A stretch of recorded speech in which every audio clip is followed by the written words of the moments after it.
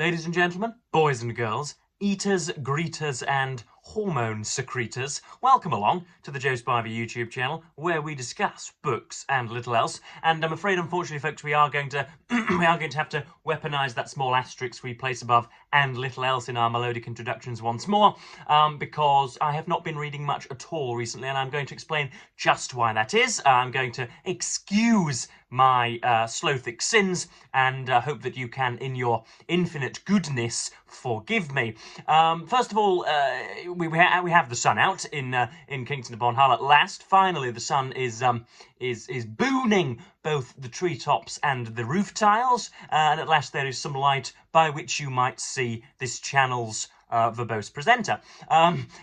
But I've received an email. First of all, I received, this is going to be a chatty video, so we're going to go through why it is that I have been reading, what I've been doing instead, and bits and bobs therein, and outward as well. So let's get cracking. I received an email on Saturday night telling me that my video on reviewing Patrick Suskind's perfume, Das Parfum, from 1984, which got some nice attention from you faithful few in the comments section, but that video was apparently going to be deleted because of nudity. Now, I just checked again the video and it's still yet to be deleted. It seems that my thumbnail has been taken off of the video, so you just get a sort of mid-video squirming figure on as the thumbnail, but it has not yet even been demonetized. I don't think people are prevented from viewing it, liking it, or commenting upon it. And yet I received an email saying it was deleted for nudity because the front cover showed a young nubile in what might we call it, a deathly repose, I suppose. I think it's just recently murdered repose. She is there and she's got one of her fulsome fun bags out for all to see. But I suppose I could challenge it, and I could go through the Californian courts. But I think that would be to put a stick in the spoke of YouTube. So I don't really want to do that. But let's all just be aware that the Californian Gestapo are watching us all of the time. And it's strange, is it not, folks, that I could have Katie Price, or her American equivalent, her similarly meretricious American equivalent, on this channel, and she could come and bounce her Bristols for the visual delectation of everybody. We could talk about the time she was rear-ended by an 8-foot Nigerian. We could talk about all sorts of lewd and unfortunately sexual things, and that would be just well fine. I'm sure that adjacent to YouTube there is a thriving industry of hardcore pornography, which allows the slimiest, most lubricious, and I think least defensible actions to be widely viewed. And indeed, I think, excepting those who have undergone breast cancer therapy, there are 3.5 to 4 billion proud owners of such chesticles who find it a little bit weird that the front cover of a book, which therefore is deemed appropriate for the public, released to great praise and popular ownership in 1985, is suddenly banned on YouTube. What we know from this, folks, is that it is not being monitored by a human being, because no human being could watch that video and possibly think that I was engaging in any kind of that I was revealing the nipple to any untoward extent. So yeah, a strange email to receive. Perhaps it was a scam, but it does seem that my thumbnail has been removed, so the video has been tampered with. So apologies, I suppose. It is morally incumbent upon me to apologise if you were offended by the presence of a human female body part. So yeah, that's my coverage of the topic. Please do let me know if you see it cancelled, or if you see it taken off. Then we can go from there. Next up, I then received another very useful and harmonious email the following day from American Book Review, who tell me that unfortunately my review of my piece on Boris Johnson's recently released memoir Unleashed would not comport very well with the rest of their monthly or bi-yearly output, and so, or tri-yearly output as it is, triennial output, and so they wouldn't be publishing my work, and it took my nudging them for them to tell me that. So rather than approach me in a mature style and say, sorry, little Joseph, we have looked at your work and found ourselves once more thematically inoculated against your work. Sorry about that. Here's your 5,000 words, or your 1,500 words back. It took me prodding them to get that information out, which is a bit of a shame. And had there been some more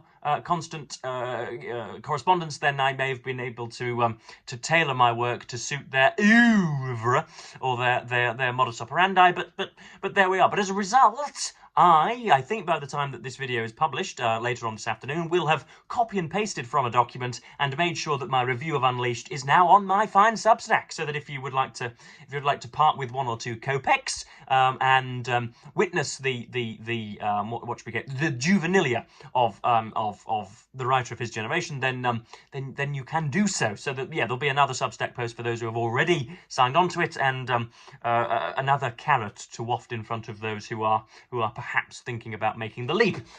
Anyway, next up we need to talk about my lack of reading and why that is, because I received a 3rd email this week. Goodness me, my inbox has been positively pullulating. For those of you playing Joe Spivey Verbal Bingo, pullulating is worth 14 points this morning because I'm feeling generous. So yes, a 3rd email which raised me from my despondent somnolence. Again, for those of you playing Verbal Bingo, somnolence is worth even more points, 16 points this morning. This was from a publisher's, folks, and I have detailed, have I not, in the past, my short story, my 10 to 12,000 word short story, which posited a young Dexter Willoughby, who is what's called a lyrical fiddler, who helps out bibliophobic grooms who cannot, or best men who at weddings who cannot possibly write a speech to extol the virtues of the groom who is being married, or indeed shallow marketers who cannot spell different words, who muck up their marketing, and he helps with them. He is a verbal semantic consultant, or if you want to be rather more mythological, he is a lyrical fiddler, and of course that involves him that involves him in all sorts of strangeness. And I sent those 10 to 12,000 words off to very many destinations, and one came back and said it would be jolly fine if we could see the rest of your manuscript because we like what we see. And unfortunately, that manuscript is not in material existence just yet. So I am at the moment writing like a madman, like a sort of a creator possessed, really, lowercase c. And so, yeah, I wanted to talk about also the incommensurability. I'm not going to award points for incommensurability today because I've already lavished points upon you for Joe Spivey Verbal Bingo. But the incommensurability, the incompatibility of reading and writing, essentially. So I've been doing 1,500 words a day, which I think for most would stall you and perhaps be your week's quota. But I've got something of a writerly appetite at the moment, and yet I can't really get into reading anything long term. I've started both Felix Holt the Radical and Jane Austen's Emma this week and have not been in any way piqued by it or induced to continue for some strange reason, which is odd, is it not? And I think it's one of my favourite writers, Will Self, who said that, or says continually, that after 3 or 4 hours balanced like a seal at an aquarium, balancing a ball on his nose, the last thing he wanted was to watch another seal balancing a different coloured ball on his nose for another 2 hours or whatever. So, and I am feeling that. The last thing I want after having been engaged in my own sloppy texts for 3 and 4 hours is to engage in somebody else's for an hour afterwards. So I haven't been reading much. I've read an introduction to Tennyson's poetry and more of Tennyson's poetry. Obviously, I've done a review of In Memoriam. I've read a V.S. Pritchett short story. I've even started some P.G. Wodehouse because I thought if anybody can can pull me from torpor than Plum. Mr. Woodhouse could, but couldn't. So but I'm not going to be bothered. I'm going to probably review some poetry for you this week and carry on full steam ahead. I'm going to hopefully the 70 to 80,000 word novel will be a collection of short stories, or 7 or 8 10,000 word short stories. And so one week I will be writing the 10,000 word short story, and the next week I will be prioritizing reading, I think, for the foreseeable future. That's the way it's going to be. And so you know, feel free to join me with that. And heaven forbid, in a few months' time, there might well be a squealing literary son of Joseph Spivey on the literary scene. That would be nice, wouldn't it? And then our last two topics. First of all, the English Premier League football. For those of you sport phobes, you can turn off now. But obviously, it's a sport which grips the nation, and I don't think would be nearly as popular if online betting were not as ubiquitous as it is. But we'll park that. Soccer, as you Americans call it, or football, as we sensible Englishmen do in Albion's Isle, is a chief concern of mine at the moment, because my team at last, Chelsea Association Football Club, formerly owned by the discredited Russian autocrat and oligarch Roman Abramovich, are finally good after having spent near on £1 billion sterling on different football players. We finally resemble a decent football team.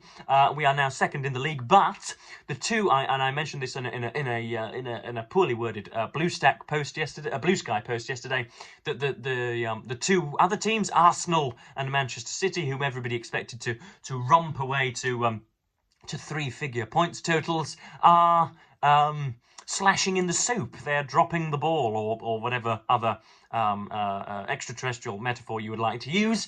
And so there is a bit of an opening for Chelsea at the moment. There is Liverpool, who are 2 points ahead. But yeah, it's strange, is it not, that I am something of a glory supporter. Every time Chelsea are doing well, I very, very, very seldom mention them, and now that they're doing pretty well, I am more than happy to sing their praises. And of course, I sung the praises of my rugby team, Holkingston Rovers, all year, and hopefully next year we'll be fighting for top spot again, so I can do so as well. Because sport is one of the few vices in my life. And then finally we have what I've called. I did just write 3 or 4 bullet points so that I could get everything in today.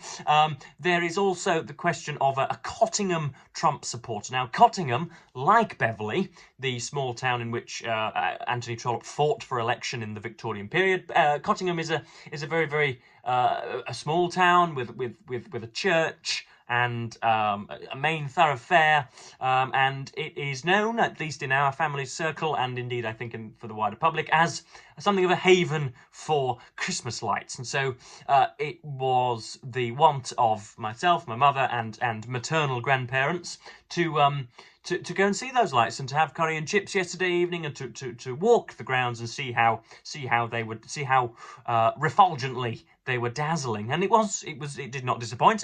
But we got over to the quieter part of the town, one that I've always disliked. And you can see how the house prices have deteriorated the further away you get from the town's major artery.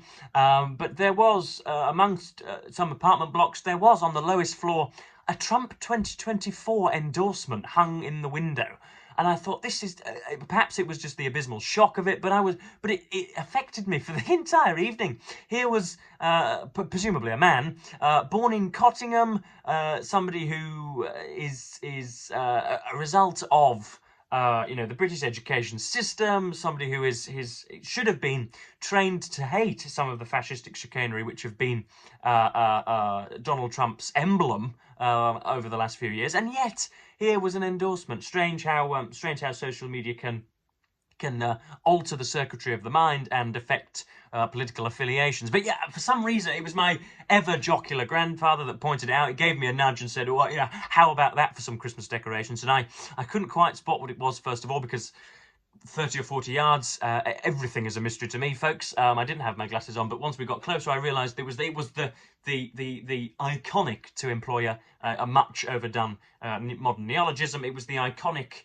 Trump 24 MAGA poster in Cottingham, the strangest of all places. Not Tennessee, not Arkansas, not the kind of the gun-toting butchery of the Deep South, but Cottingham indeed, capital C. So that was a strange thing that affected me that I wanted to share with you as well, for no apparent reason. I've got very few other tendrils to explore after that. But yeah, I thought I'd be in touch, give you 15 minutes of my time, and yeah, tell you that I will be reading bits and bobs. And of course, we're in December now, so if I do not have any video ideas, then I can just do 10 classics that I loved this year, 10 books I detested, and heaven forbid I might even do a video of impressions. Wouldn't that be kind? But yeah, I think 15 minutes will just about do it today. Thankfully, nobody was nude, despite the fact that there are, as per usual, 3 Burmese prostitutes purring in the next room. But yeah, no nudity today, and hopefully this video avoids the gaze of the litigious Gestapo in California. So yes, as per usual, folks, I'm going on too long, but I will, as per usual, thank you ever so much for watching BookTube, and say goodbye.